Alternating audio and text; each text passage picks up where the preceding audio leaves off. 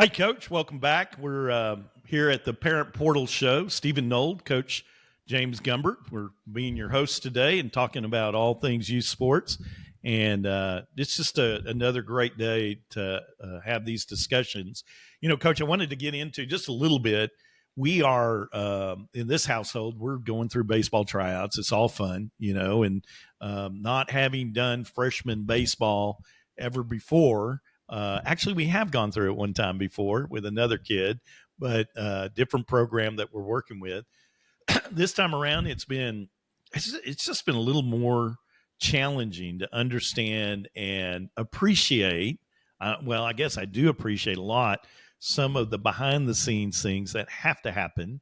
You know, kids have got to be at certain places, and I love the analytical, the metric side of the approach on this.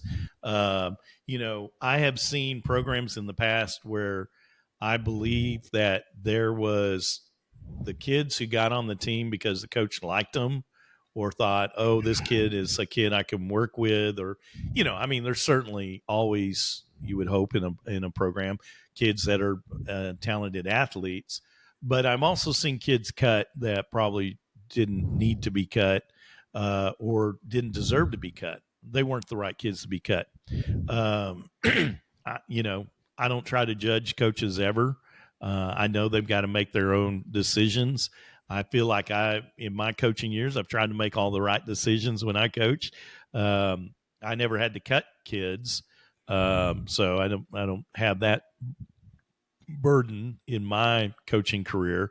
And I know that's hard on, you know, coaches tend to be real. They're real good people persons. To say that fast 3 times. So anyway, with all that said, you know, going through the ups and downs daily of trying to figure out where do we need to be, what's the agenda for today, and a lot of that doesn't always, you know, you don't get the schedule. You get told, hey, show up at this time. We're gonna try out. 5-day tryouts are kind of interesting. Haven't gone through that before, but you know, it's been good. The weather didn't help at all. You know, cold, rain. I mean, I froze my tail end off last Friday night till 7 o'clock at night being out on the fields. And I got to tell you, that was not enjoyable. Bring your family together with a backyard game court from Sport Court of Austin. Moms love Sport Court because it's an active and safe place for the kids to gather. Dads love Sport Court because he gets to play like a kid again. Kids love Sport Court because all kids love to play. So give your kids a safe place to hang out and have fun. Call 512-335-9779 or go to sportcourtofaustin.com for more information. If you build it, they will play. Wow. Yeah, it brings back a lot of memories because I was a selection coach when I was coaching, and you're a dream maker and a heartbreaker. That's the best way I can say it is that you hold people's dreams in your hands. And, you know, what we always told our athletes and hopefully to the families is like, this is the most important moment you're going to have until we get to the end of this cycle. Yeah. Because if you don't come in to this game, this tryout, the best you can be, then why are you waiting? What are you waiting on to be able to show us? You know, it's like, hey, coach, I got you in the end, you know, kind of moment. You know, you hear that a lot, but it doesn't always translate to that, you know, when you're talking about real world stuff. And so you want your athletes coming in to give you absolutely everything that they can at that tryout. And we tell our athletes, you know, you play so good, you force us to take you. Don't leave anything, you know, on the table. It's like, you want to make sure you have forced us to say, we, for every reason, pick this player. And it's a very stressful job because any coach worth their salt is going to be in that frame of mind of thinking about not just the athlete, but the person, because I mean, if you've made it to a tryout, you're a good guy. You're a good girl. You've done so much just to earn the invitation to be there. Sure. And at the end, you don't want to, because a moment like what you're talking about, that could change the direction of a person for the rest of their lives. Oh yeah. And it's not, you shouldn't as a coach enter into that moment lightly, because it is one of the hardest things as a coach I ever did was, after we selected the team, is to go and talk to the ones that didn't make it, Hmm. and then look at them and say, I'm sorry, this wasn't your moment for whatever reason. And they want reasons, and they need reasons, because you want them to come back hungrier, better, faster, stronger, all those different things, and make the next team. Um, it is, the differences between making an elite team and making and not making it they're small sometimes. Yeah. And for what we're talking about here, high school and coming in and trying to make a team, um, it's tough, because you got kids from all over your school district coming in, and if you got a big school district, these are people you're going to see that night at at a restaurant. These are people Yeah. you're going to see, and it's like, do you talk all those awkward moments come off of a decision that the coach made or the selection committee made, and it's Yeah. it's a challenge. And so, yeah, hats off to you as a parent being in the middle of it. It's what can I do to help my kid, and every parent should feel that way. Is like, you want to help your kid be the best they can be. So Yeah. I went through and did get cut. I didn't make the varsity Odessa Permian football team my junior year. I know I've told this story, and I will tell you, it was wasn't a great feeling, but it wasn't the end of the world. I mean, it kind of felt like the end of the world later, when I really kind of realized I wasn't going to be with most of my friends playing ball. I was on the JV team as a senior. I'm sorry, as a junior, which is just not, you're either good enough to make the varsity or not. So that hurt, but I worked through it, and it impacted me so greatly, and I overcame that. And it made me so desperate to prove the coaches wrong, to put me yeah. down on the JB. And my story is I did well. I went on and played real well my senior year, and all that, made all state and all that kind of silliness. But I will tell you, it is probably more heart rendering to watch your kid go through Oh, that. yeah. Yeah. Yeah, Yeah. it's tough. Well, It is. but I will say, it is very wonderful to have a grading system that's transparent in place. And I talk. Go ahead. Go ahead. No, I mean, I feel like you're saying the parent side, and I'm saying the old, selection committee side. And it can't be subjective. It has to No. be objective. Yeah. And, when you can go to somebody and go, this person ran a 4.740, Yep. and you ran a 5.1. That's Yep. something that you look in the mirror and go, okay, I've got to get faster. Yeah. As opposed to, like, that side of, like, well, plays his role well. That kind of moment is like, that's like talking about an elephant in a dark room. You're going to get a lot of different answers of what's in there, Yeah. as opposed to, like, going, that's a 5, that's a 4, that's a 3, whatever it is. Yeah. Because the subjective part is tough in selection of athletes. And sometimes that's what it comes down to. You have an athlete that runs a 4.7 and another one that runs a 4.7. And you're going, what was the thing, coach, that, separated me? And you go, he was a better fit. What's that? Yeah. And That didn't help. the fit is like, it could be anything from cultural to, like, he was a better student, whatever it is. And it's very subjective in that kind of moment. And that's the part you want you want to be able to give the athlete, like you, when you were going through what you went through, you want to give them something that they get fired up about, and they get Sure. mad, and they go, next time you see me, I'm going to force you to pick me because I'm going to run a 4.5. Yeah. And it worked for you. Yeah, it worked for me. Absolutely, absolutely. And I ended up talking to a kid last night that's going through this process, and he kind of had the attitude he wasn't going to make the team. I mean, he had already, and he was just telling me a little bit about the numbers he wasn't getting and stuff like that. And the fact that he knew it, was just, that's not old school. Old school is you kind of keep it keep it on your sheet, but you don't really give that kind of final thing. But for the kids to know, they step in the cages right now and they're getting exit velocity scores. They're getting, their time trials, they're running, there's just so many layers of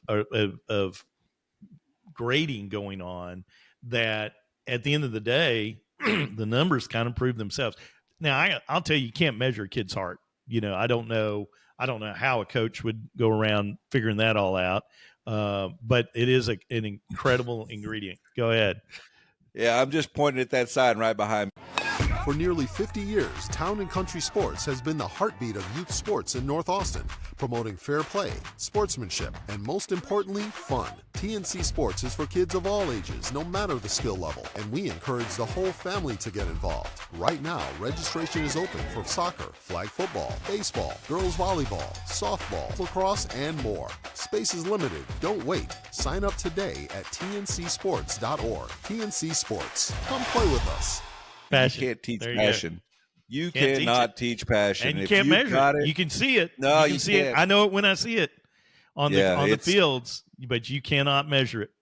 No, it is something that is, man, you just wish you had everyone on your field that had, just buckets of passion, and it is such an incredible thing to have on a team, or just as an athlete, individual athlete. It is huge.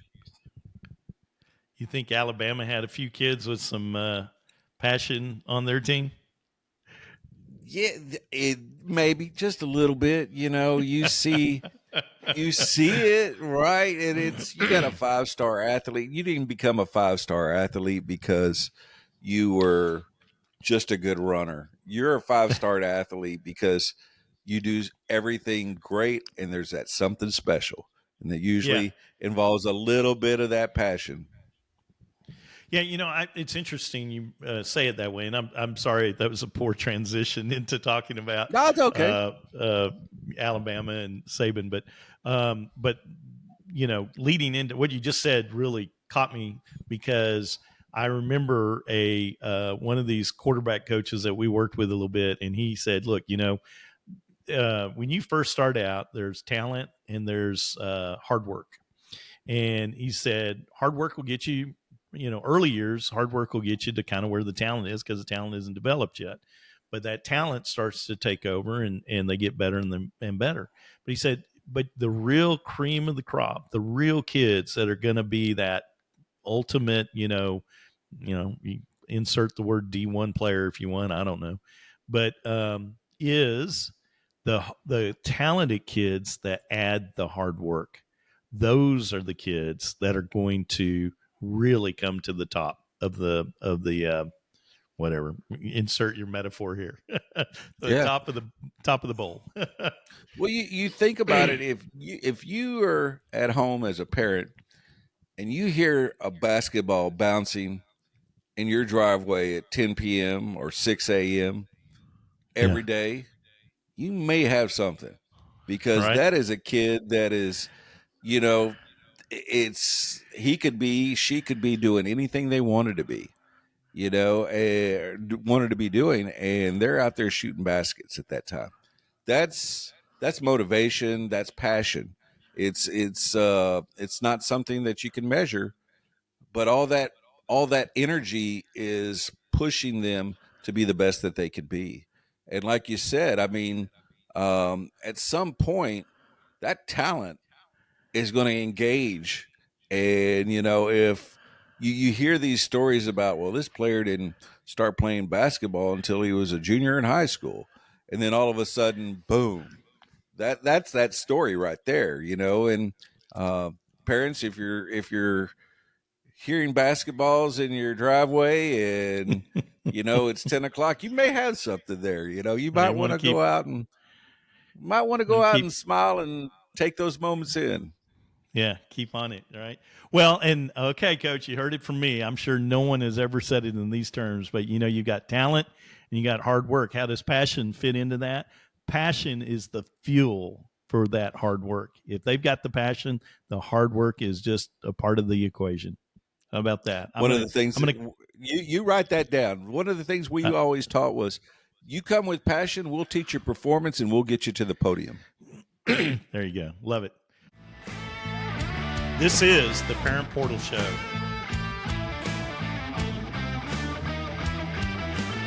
You've seen prices rise from the dinner table to the pump, but Allstate agents are seeing ways to save you money on insurance. From starting a new policy to bundling coverage or even driving safely, Allstate agents know how to maximize your savings. They'll share their knowledge as they help you personalize your coverage. Because when it comes to seeing all the ways to save, Allstate agents do it best.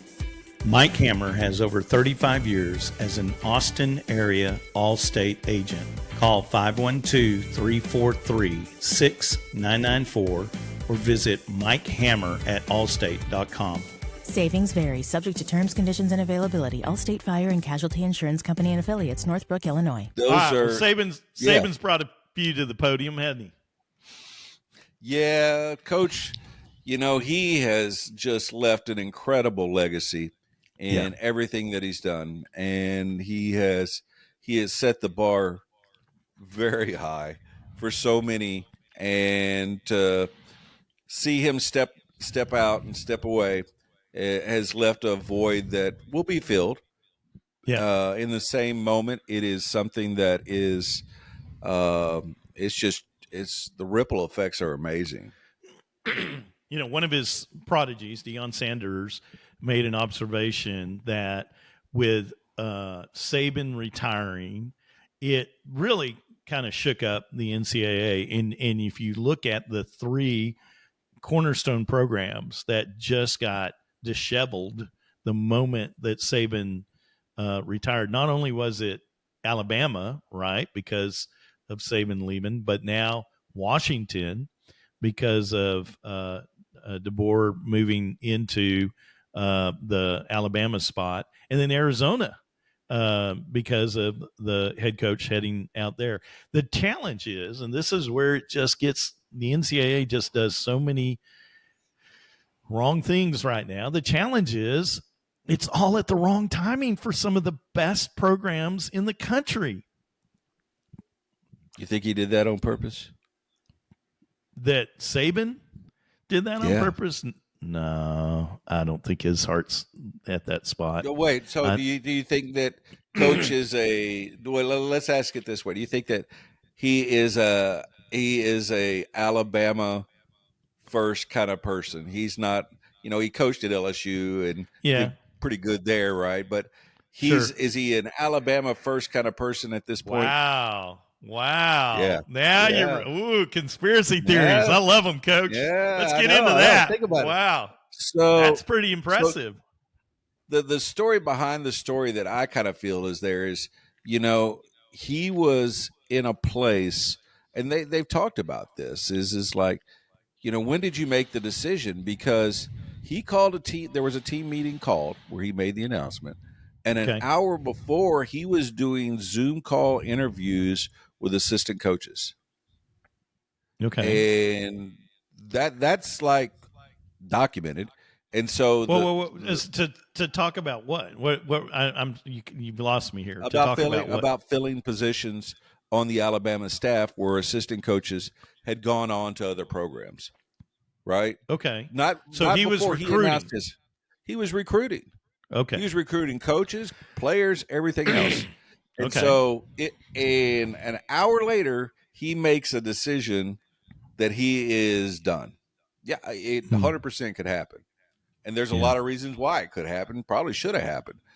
But if he knows that kind of moment, what a last kind of jab at the NIL and the portal transfer and all that Yeah. stuff that's probably pushed him out, that he Yeah. could give a gift back some way to Alabama. Now, I don't know how big that gift is, because he lost a truckload of Alabama, people that went and said, "Hey, we're transferring." Not that they weren't going to transfer before, but they have transferred, and then he lost Alabama lost recruits out of the high school.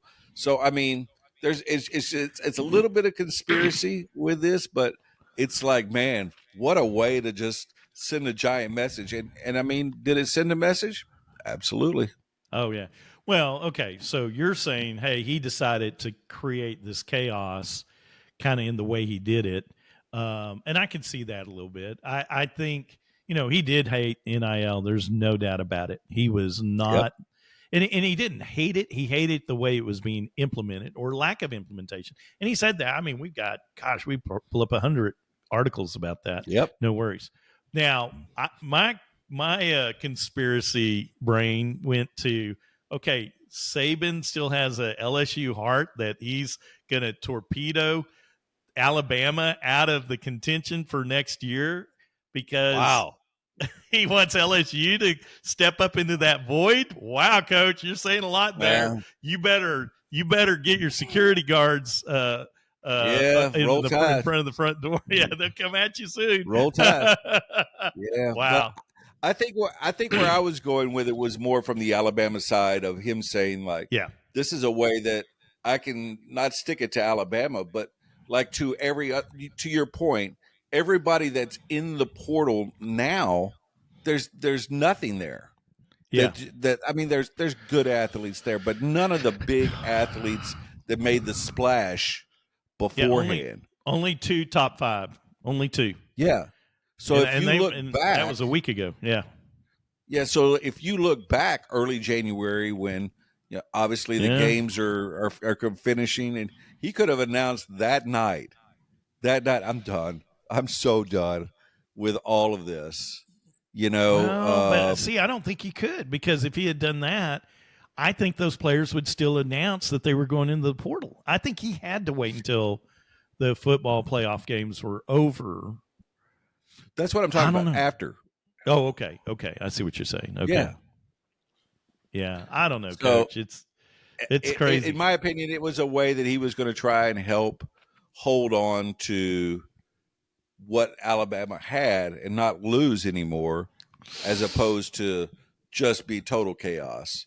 And I think if he stayed, he would have lost more.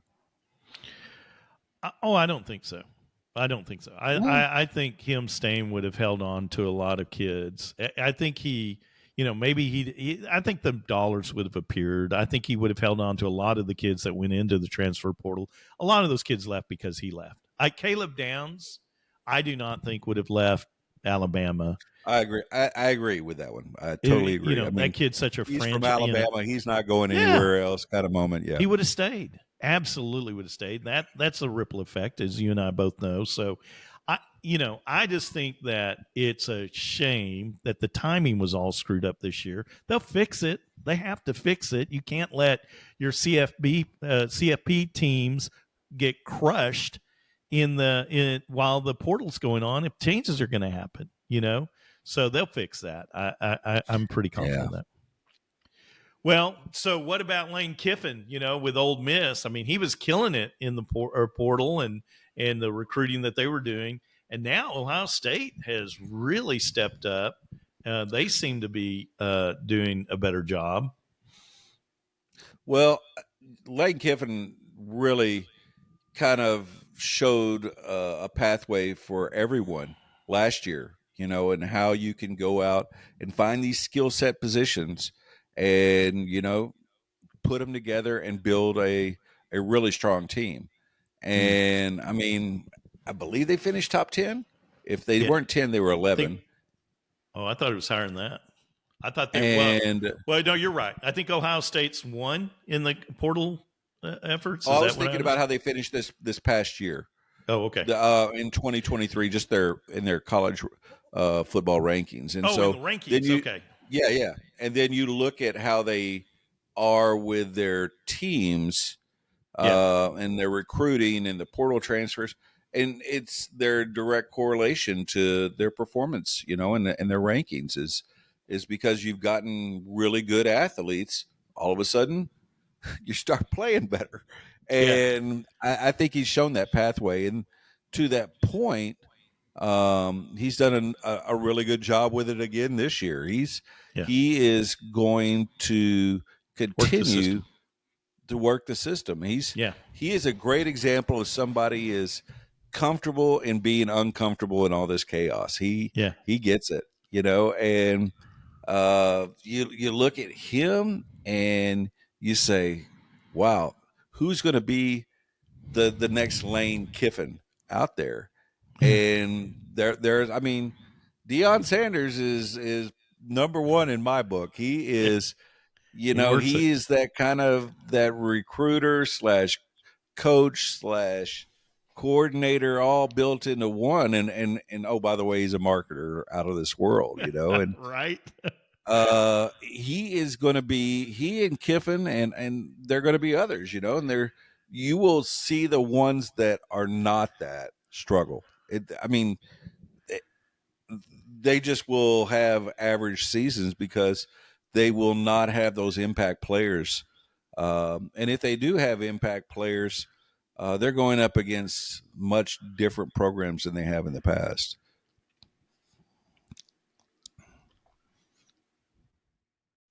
Buying or selling a home is a bit of a challenge in today's changing Austin market. If you're moving to Austin or selling in Austin, you need to reach out to one of my long-term friends and the guy who helped me, Chris Ott, with the Ott Group of Keller Williams Realty. I needed a professional with knowledge of the Austin area, and Chris was the right agent for the job. Chris, his business partner, Teresa Ott Bissot, and their team have helped thousands of people. The Ott family is celebrating over 35 years in Austin and plan to provide their real estate services for many more years to come. Their mantra is your move matters, and that is what they focus on. Go to their website at theottgroup.com and get connected with professionals dedicated to taking care of you. That's TheOttGroup.com. You can also call 512-222-6881 or email them at info@theottgroup.com to get connected with them today. Let them know that Stephen with the Parent Portal Show sent you and start working on your next move.